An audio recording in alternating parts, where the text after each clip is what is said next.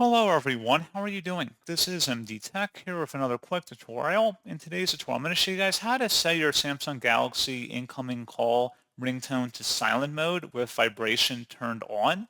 So this should hopefully be a pretty straightforward process here, guys. And without further ado, let's go ahead and jump right into it. So all you have to do is swipe up on the home screen and then select the setting button and then select sound and vibration.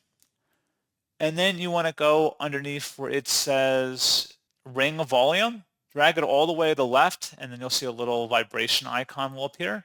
And if you scroll down, make sure vibration and haptics is turned on. So make sure vibration is turned on for that. And that is all you have to do.